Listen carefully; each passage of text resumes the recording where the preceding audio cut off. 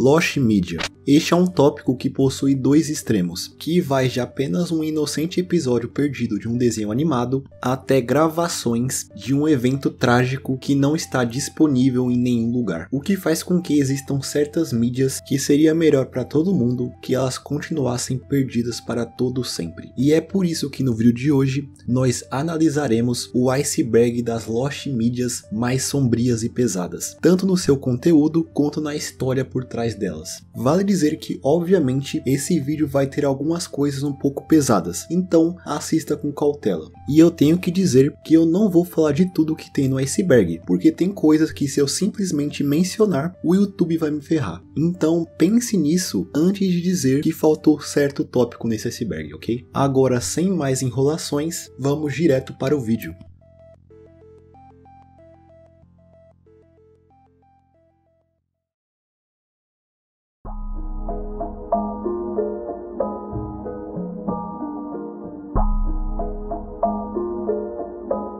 All American Massacre. Esse tópico se refere a um filme que foi feito para ser um spin-off dentro da série dos filmes do Massacre da Serra Elétrica, sendo que ele foi dirigido por William Hooper, que é o filho do Tobe Hooper, o diretor dos primeiros filmes do Leatherface. Ele foi feito para comemorar os 25 anos do lançamento do primeiro filme da série, e serviria tanto como uma sequência como uma prequel, havendo diversos flashbacks na sua narrativa, que contava a história de origens de alguns personagens, além de certos atores reprisando seus papéis clássicos. O filme foi completo em 2000 e custou cerca de 15 mil dólares para ser rodado. Contudo, o filme nunca foi lançado e a razão pela qual nunca foi esclarecida. Porém, se acredita que por não ter tido a autorização da produtora que detinha os direitos autorais da franquia, o filme foi impedido de ser lançado. Porém, em 2013, uma audição no eBay contendo o filme foi anunciada, mas não se sabe quem a comprou. Contudo, em 2020, um clipe de 1 minuto e meio contendo o guitarrista Buckethead interpretando Leatherface foi upado no YouTube. E esse clipe e um trailer de 2 minutos são os únicos fragmentos que temos do filme hoje em dia.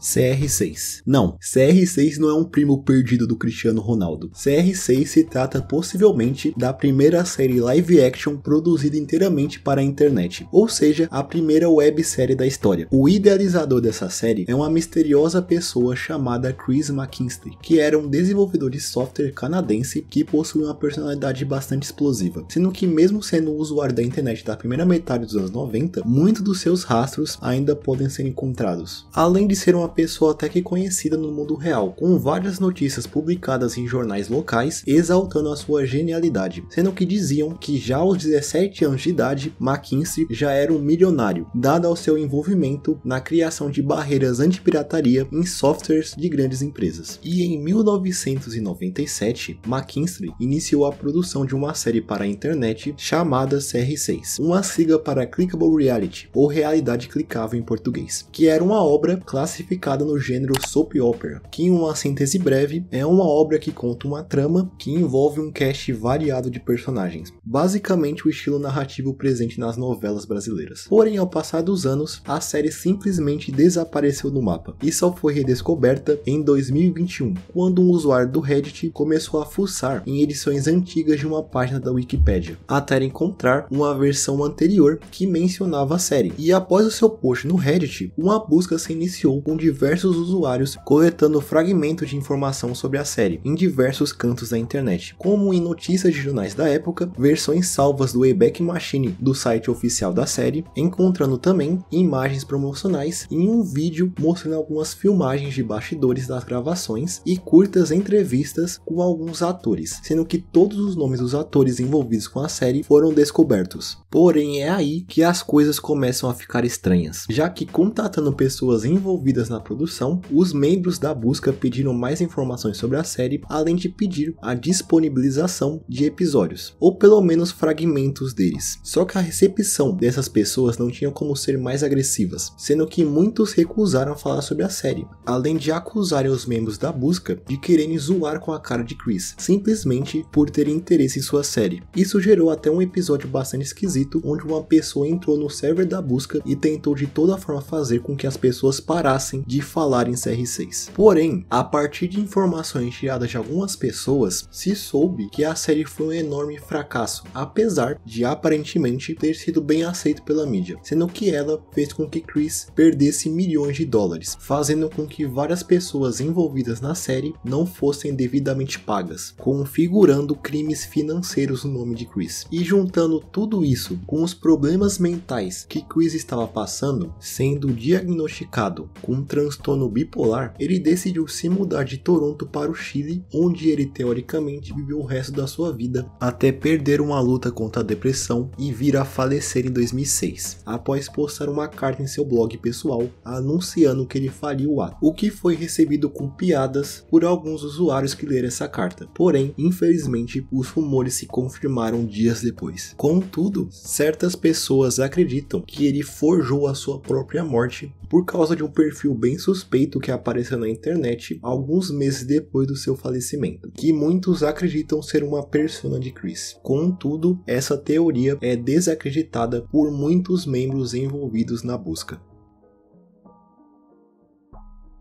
As cenas deletadas de Event Horizon. Event Horizon, ou Enigma do Horizonte em português, é um filme de terror e ficção científica lançado em 1997 que possuía um corte inicial de 130 minutos. Porém, a versão que foi aos cinemas e os lançamentos em DVD possuía apenas 96 minutos, ou seja, foram cortados do filme cerca de 34 minutos de conteúdo, dado a certas cenas serem pesadas demais, com muita violência e gore. A versão inicial foi passada para algumas pessoas em um teste de audiência, e a recepção foi bastante negativa, com muitas pessoas saindo da sessão enojadas com algumas cenas, o que fez com que os produtores da Paramount exigissem um corte removendo as cenas mais pesadas do filme. E de acordo com o diretor, a Paramount se livrou dessas cenas cortadas como se fossem lixo, por não estar interessada em mantê-las. E supostamente, as cenas deletadas posteriormente foram encontradas da maneira mais não usual possível, sendo redescobertas dentro de uma mina de sal na Transilvânia, porém em um péssimo estado de preservação, que as faziam estar em um estado irreparável. O diretor também afirmou na Comic Con de 2012 que um dos produtores havia encontrado um corte original do filme em uma fita VHS, porém até hoje eles não disponibilizaram essa versão. Os únicos trechos dessas cenas deletadas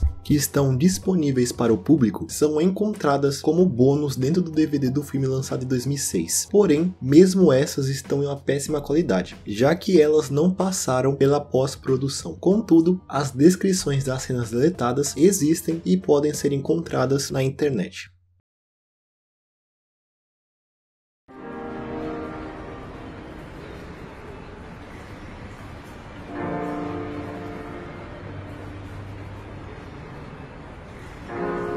O incêndio do Xuxa Park. No dia 11 de janeiro de 2001, durante as gravações do programa Xuxa Park, apresentado por Xuxa Meneghel, o incêndio tomou conta do set de filmagem do programa, já perto do encerramento das gravações do episódio. Felizmente, ninguém morreu no evento, porém, cerca de 26 pessoas saíram com ferimentos, sendo 7 ferimentos graves. E por isso, a parte que foi gravada do episódio nunca foi transmitida. Porém, a parte do incêndio é facilmente encontrada porque o Jornal Nacional passou as gravações do set em chamas enquanto estavam cobrindo o caso durante a noite daquele mesmo dia.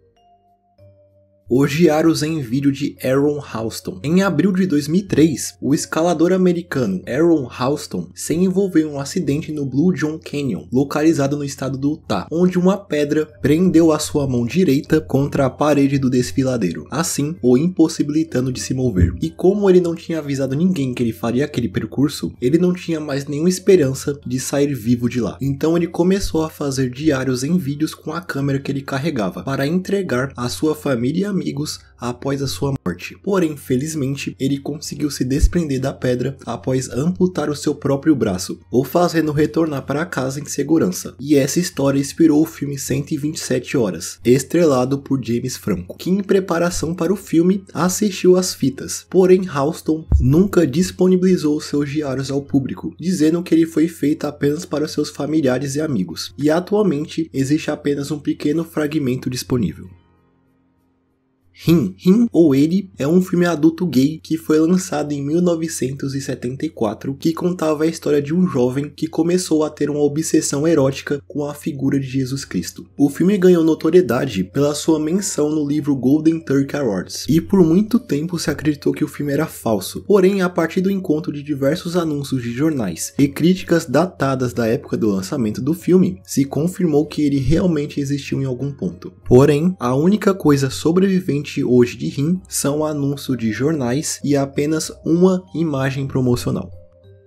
Heartbeat in the Brain. Heartbeat in the Brain é um filme documentário produzido em 1970 que mostra um processo de autotrepanação feito pela cientista e artista britânica Amanda Fielding, que é uma profissional experiente nessa prática que atualmente pertence à pseudomedicina. A trepanação, para você que não sabe, era um processo muito comum na Idade Média em que era aberto um pequeno buraco no crânio do paciente a fim de pôr um fim a uma variedade de doenças, além de fazer o indivíduo, teoricamente, atingir o estado mais elevado de consciência. Atualmente, esse procedimento, como dito antes, é considerado uma pseudociência e é desencorajado pela grande maioria dos médicos, se não todos, né? A Amanda tentou procurar um médico para fazer o procedimento nela, porém, ela não encontrou ninguém que aceitou participar desse projeto. Logo, ela teve que fazer o procedimento nela mesma e gravar o resultado para o documentário. O documentário foi passado em alguns festivais desde os anos 70, porém, na internet existem poucos fragmentos sobreviventes. A queda de Owen Hart. Owen Hart foi um lutador profissional de wrestling que em maio de 1999, durante uma gravação para o pay-per-view do WWE, sofreu um acidente onde ele caiu da arena, sofrendo um traumatismo craniano e morrendo na hora. E apesar das câmeras terem filmado o incidente, ele não foi ao ar. E apesar de saberem que as filmagens existiram por algum momento, não se sabe se as gravações foram destruídas ou não. E as descrições do acontecimento existem a partir de releases oficiais e relatos de pessoas que estavam na plateia no dia do infeliz incidente.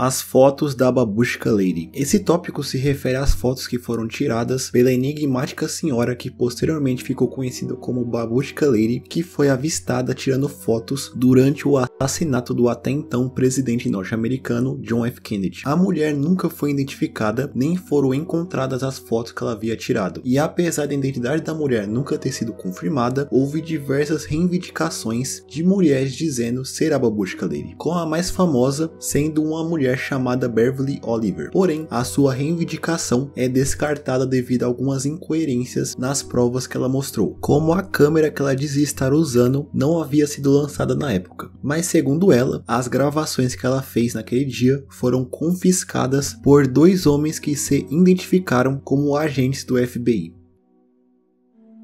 Absolutely Disgusting. Esse é o nome dado a uma imagem que ficou bastante popular na internet como um meme, desde o ano de 2008, quando ela foi upada na internet pelo escritor Mike Sachs em uma compilação de prints estranhos retirados de programas de TV. Apesar de ser uma imagem bem popular, a origem desse print é completamente desconhecida. Não se sabe nem mesmo sobre o que a matéria se trata, porém se acredita ser uma coisa bem pesada para ser chamada de algo absolutamente nojento. Só se sabe apenas que a imagem foi retirada de um jornal local da área de Nova Jersey, sendo que esse tipo de conteúdo é bastante difícil de ser preservado. E além disso, não foi encontrado nenhum relato de alguém que viu essa reportagem passar na televisão, o que faz com que essa peça de mídia seja um completo mistério. E esse caso me lembra bastante algo bem parecido que aconteceu no Brasil, que foi o dia em que o Datena ameaçou comer um sapato ao vivo. Apesar de existir essa imagem, o vídeo de onde ela surgiu está perdido.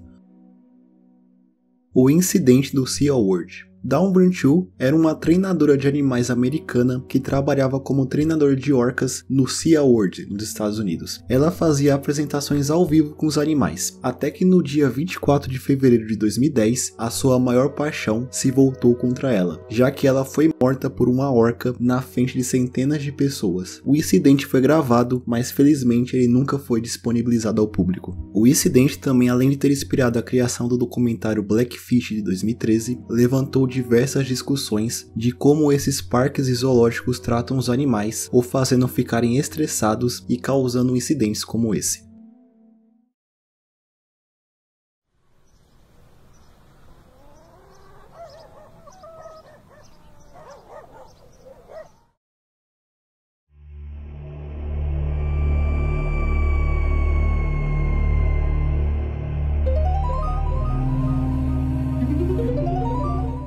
Seriously Dude, I'm Gay. Podendo ser traduzido como Sério cara, eu sou gay, se trata de um reality show que foi produzido pela Fox, que já pelo nome você já deve ter imaginado que o show estaria envolvido em sérias polêmicas. O reality show acompanhava 2 participantes que tinham uma semana para se parecer o mais gay possível.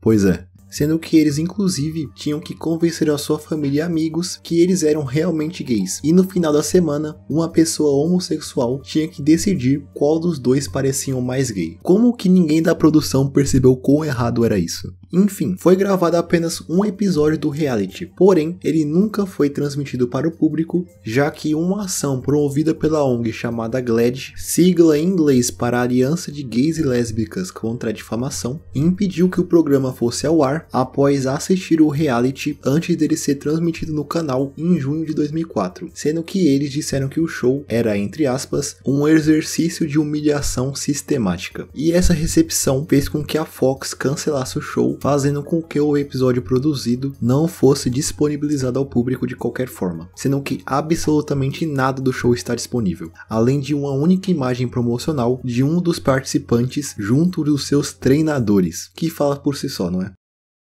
As gravações do tornado El Reno. A serviço do Discovery Channel, a equipe de caçadores de tornado chamada Twister X foi até o estado do Oklahoma para fazer gravações do tornado que foi considerado o maior já registrado. Porém, durante as gravações, os caçadores foram pegos pelo tornado por causa de uma repentina mudança de percurso que infelizmente tirou a vida dos 3 caçadores que estavam dentro do carro, marcando assim a primeira vez que um caçador de tornado foi morto durante o trabalho. 2 câmeras gravaram o incidente, sendo uma câmera dentro do carro que foi atingido pelo tornado e uma câmera presente na traseira de um carro que estava próximo do acontecimento. Ambas as gravações não foram disponibilizadas ao público.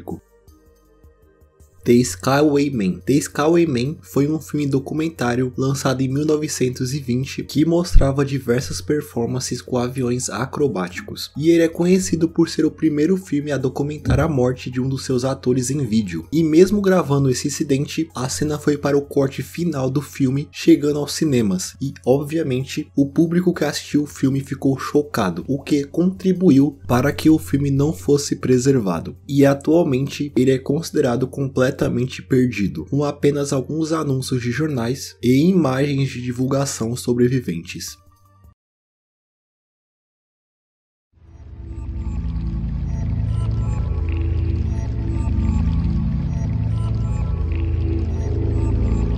A foto perdida do Thunderbird. Não, eu não tô falando do vídeo aí da MTV. O Thunderbird, na verdade, é uma criatura que é estudada na área da criptozoologia, sendo originada da mitologia dos nativos da América do Norte. Ele é descrito como um grande pássaro inteiramente preto que seria capaz de caçar baleias. Existe uma foto bem popular, que é essa aparecendo na tela, que eu não tenho certeza se já foi comprovada ser falso ou não, mas provavelmente é. A história desse tópico se inicia quando em 1890, 2 vaqueiros do Arizona abateram um grande pássaro que voava perto das suas propriedades. Eles disseram que a criatura tinha uma pele lisa, sem penas, assim como um morcego, e uma cabeça semelhante a um jacaré, sendo uma descrição que pode ser comparada ao pré-histórico pterodáctilo. Eles levaram a carcaça da criatura até uma cidade próxima e tiraram uma foto junto do corpo da criatura, que se acredita ter sido publicada em um jornal local, que de acordo com a história, se perdeu no tempo, só existindo atualmente recriações e desenho da foto. Porém, apesar disso, se acredita que a imagem nunca existiu ou a carcaça da criatura foi fabricada pelos vaqueiros.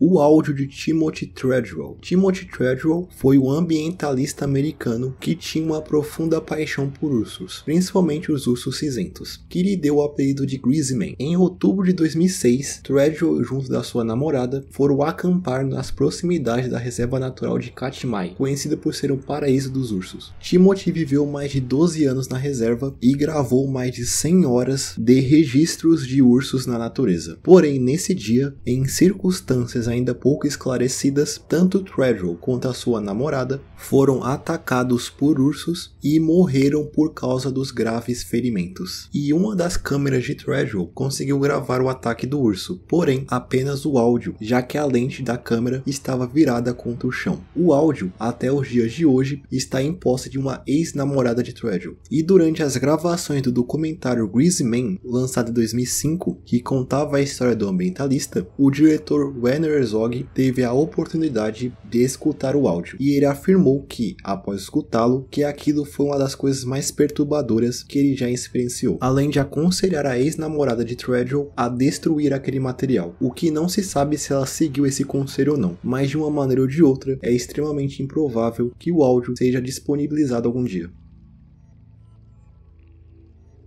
A última transmissão de Christine Chubbuck. Christine Chubbuck foi uma jornalista americana que durante os anos 70 trabalhava como âncora em um noticiário televisivo de um canal de curta circulação no estado da Flórida. Christine sofria algum tempo de depressão e havia passado por algumas desilusões amorosas. Christine também estava bastante insatisfeita com o cunho sensacionalista que o programa estava começando a tomar. E tudo isso culminou em um incidente que marcou a história da televisão. No dia 15 de julho de 1974, Christine foi até a emissora como em um dia normal. O jornal entrou no ar e ela começou a dar as notícias normalmente, até chegar a uma reportagem sobre um tiroteio que ocorreu em um restaurante local. A forma como ela deu essa notícia foi bastante esquisita, já que ela ironizou o fato do jornal ser o primeiro veículo de mídia a tratar sobre o incidente. Foi quando ela tirou um revólver que estava escondido dentro da sua bolsa e cometeu o ato em frente às câmeras em um programa ao vivo. Após o seu rosto cair contra o balcão do jornal, o diretor rapidamente corta o sinal da transmissão, transicionando para uma tela preta. Após isso, diversas pessoas que viram o ato ao vivo pela televisão começaram a ligar assustados para a emissora, tentando entender o que eles tinham acabado de presenciar. Muitos, inclusive, acreditaram de início se tratar de uma piada de mau gosto. Porém,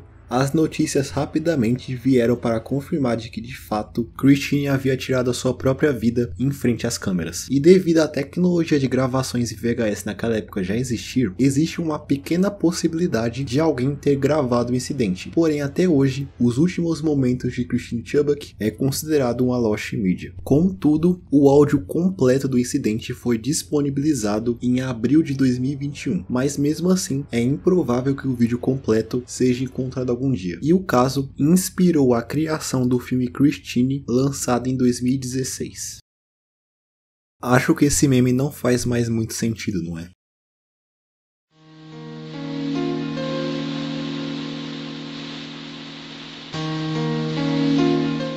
E chegamos ao fim do iceberg. Eu preciso avisar antes de entupirem minha DM com mídia falsa. Existem muitos vídeos por aí que dizem ser essas mídias que eu falei aqui nesse iceberg, mas a maioria delas, se não todas, são falsas. Então, caso você encontre alguém falando que encontrou alguma coisa que eu mencionei nesse vídeo, duvide muito, porque é certo que é falso. Estamos entendidos? Espero que sim. Eu também mencionei alguns tópicos que eu já havia comentado em outros vídeos daqui do canal, mas foram vídeos bem antigos e que nem todo mundo viu, então achei válido falar deles de novo. E tirando isso do caminho, peço que, se gostou do vídeo, se inscreva no canal, além de deixar um comentário aí embaixo e deixar um like no vídeo, me ajuda demais. Fora isso, espero todos vocês em um próximo vídeo. Até mais.